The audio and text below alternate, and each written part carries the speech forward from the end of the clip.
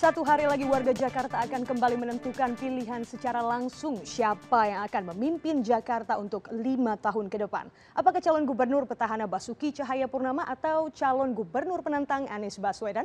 Dan berikut ini adalah info terkini seputar pemilihan gubernur DKI Jakarta.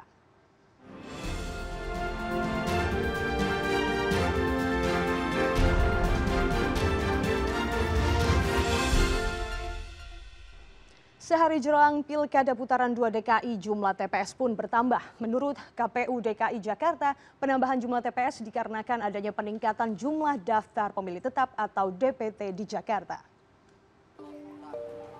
Komisioner KPU DKI Jakarta, Dahlia Umar menjelaskan ada penambahan 12 TPS di Jakarta. Jumlah TPS terbanyak terdapat di Jakarta Timur. Pada Pilkada DKI putaran pertama, jumlah pemilih berjumlah 7.108.589 pemilih dengan jumlah TPS yang tersebar 13.023. Di putaran kedua ini, jumlah total pemilih menjadi 7.218.280 pemilih. Dengan begitu, jumlah pemilih bertambah sebesar 109.694 orang. Penambahan 12 TPS tersebut antara lain 8 TPS di Jakarta Timur, 1 TPS di Apartemen Mediterania Jakarta Barat, 1 TPS di Kelurahan Duren 3 Jakarta Selatan, dan 2 TPS di Kemayoran Jakarta Pusat, serta di Kelurahan Cempaka Baru. Pemilih tambahan tersebut berasal dari pemilih yang tidak terdaftar dalam DPT putaran pertama, pemilih yang baru mendaftarkan diri ke posko yang dibuat KPUD, serta pemilih pemula yang baru berusia 17 tahun pada putaran kedua ini. Komisioner KPU DKI Jakarta, Dahlia Umar menjelaskan, dalam Undang-Undang PKPU nomor 10 tahun 2015 diatur bahwa dalam satu TPS tidak boleh lebih dari 800 orang pemilih. Sehingga penambahan TPS dianggap sebagai jalan keluar untuk mewujudkan pesta demokrasi yang menggembirakan. Nindya Riani, CNN Indonesia. Ketua Umum PDI Perjuangan Megawati Soekarno Putri rencananya akan menggunakan suaranya di TPS 027 di dekat kediamannya di kawasan Kebagusan, Jakarta Selatan. Persiapan TPS 027 ini sudah terlihat dengan sudah berdirinya tenda TPS yang berada tepat di depan kediaman Megawati meskipun belum sepenuhnya rampung. Di TPS ini tingkat partisipasi pemilih sebanyak 72,34%, namun pada putaran pertama sebanyak 51 orang tidak bisa menggunakan suaranya dikarenakan surat suara yang habis. Di putaran pertama suara Ahok Jarot unggul di TPS ini yang disusul dengan suara pasangan Anies Baswedan Sandiaga Uno dengan perolehan suara 37,43 dan suara Agus Yudhoyono Silviana Murni dengan 15,37%.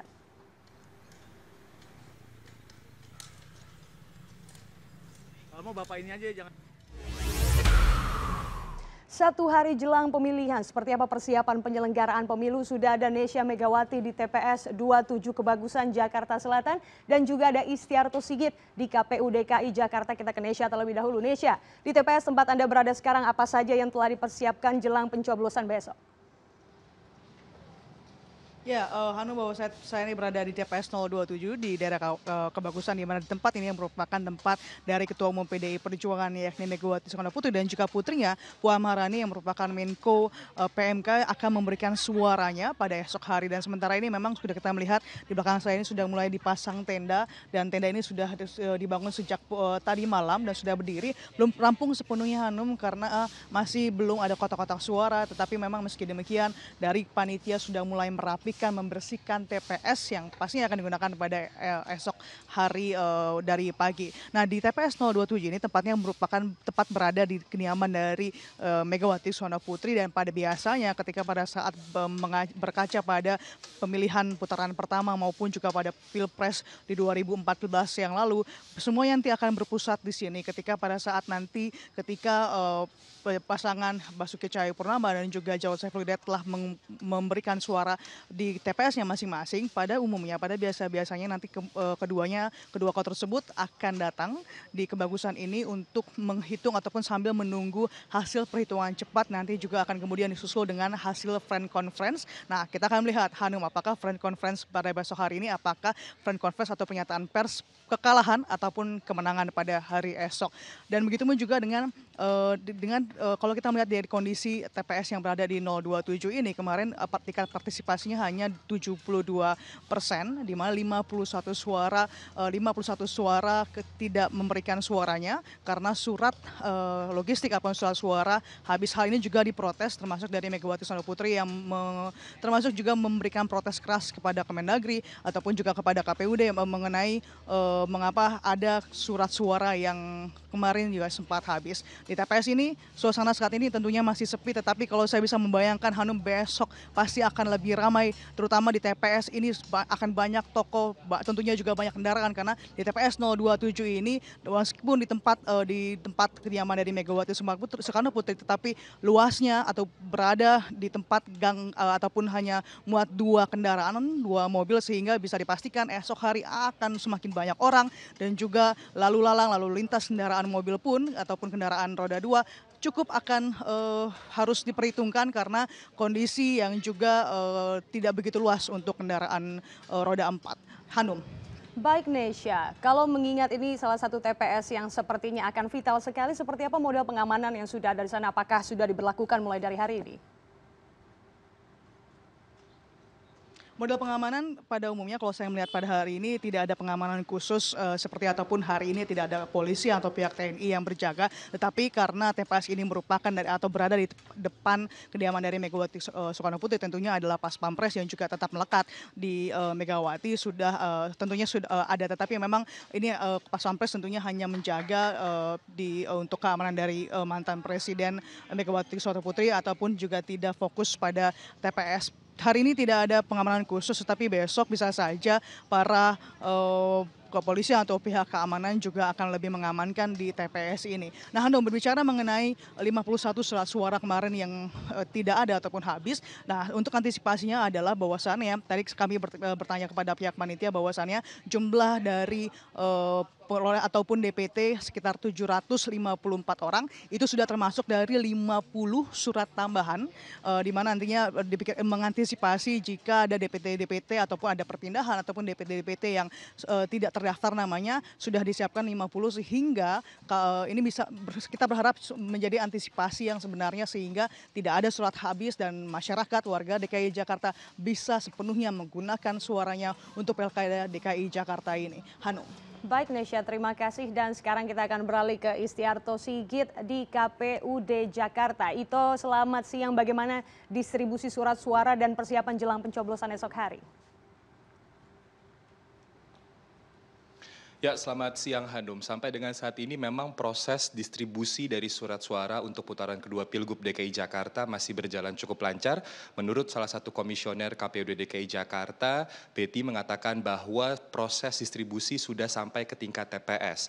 Jikalau pada bulan lalu proses percetakan sesuai dengan DPS yang ditetapkan sudah berjalan kira-kira seminggu begitu kira-kira, lalu dari percetakan tersebut disortir dan dilipat di tingkat tiap kota madya, lalu masuk ke tingkat kecamatan dan maksimal hari ini akan masuk di tiap TPS. Jadi memang nantinya baik itu surat suara, kotak, tinta itu sudah menjadi tanggung jawab tiap KPPS di tiap TPS begitu kira-kira. Dan memang penjagaan ataupun proses isolasi dari hal-hal tersebut memang sangat dijaga oleh KPUD sehingga pada esok hari memang pagi hari ketika dibuka seluruh peralatan untuk putaran kedua ini memang masih dalam kondisi terisolir begitu kira-kira sehingga semua saksi bisa melihat dan membuka bersama-sama untuk jalannya putaran kedua Pilgub DKI Jakarta.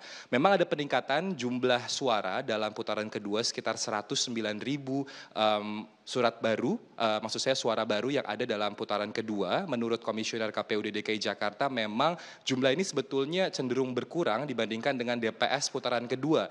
Karena setelah melihat kembali ada warga yang ternyata sudah meninggal dunia ataupun sudah tidak berdomisili lagi di DKI Jakarta. Sehingga perhitungan 7,2 juta ini memang dinilai sudah cukup spesifik untuk putaran kedua, berikut dengan tambahan yang belum tercantum pada putaran 1. Dan tiap TPS memang sudah diantisipasi dengan menambah 2,5% untuk cadangan bagi warga yang akan menggunakan suket ataupun C5 dalam pemilihan esok hari di tanggal 19 April 2017. Nah, persiapan juga bukan hanya soal logistik saja Hanum, tapi kita tahu bahwa ada beberapa isu pergerakan massa yang akan hadir dalam putaran kedua Pilgub DKI Jakarta. Maka 2 hari yang lalu begitu kira-kira Ketua KPUD DKI Jakarta, Ketua Bawaslu DKI Jakarta beserta dengan Kapolda Metro Jaya Irjen Pol M. Iriawan mengeluarkan maklumat, di mana dalam maklumat tersebut ada 2 poin penting yang menurut saya harus menjadi catatan. Yang pertama adalah bahwa memang tidak diperbolehkan adanya pergerakan massa dalam putaran kedua Pilgub DKI Jakarta, dan akan ada tindakan preventif dari tiap kepolisian yang berjaga di tiap TPS agar tidak ada massa yang masuk di luar para pengawas yang telah ditunjuk. Dalam hal ini adalah Bawaslu maupun saksi-saksi dari tiap paslon dan juga saksi independen Hanum. Jikalau masih ada pergerakan, maka kepolisian berhak melakukan pencegahan di tengah jalan ataupun proses pengeluaran warga yang dirasa melanggar tindakan hukum, karena sudah dihimbau bahwa tidak ada proses pengawasan di luar petugas yang telah disediakan begitu kira-kira, dan juga adanya himbauan warga untuk tetap tenang, tidak terintimidasi dan tetap memberikan hak suaranya. Selain itu nantinya tiap TPS juga akan mendapatkan penjagaan Hanum. Ada 3 lapisan yang akan menjaga, diantaranya adalah 1 kepolisian, 1 TNI serta 2 personil dari Linmas yang akan menjaga tiap TPS.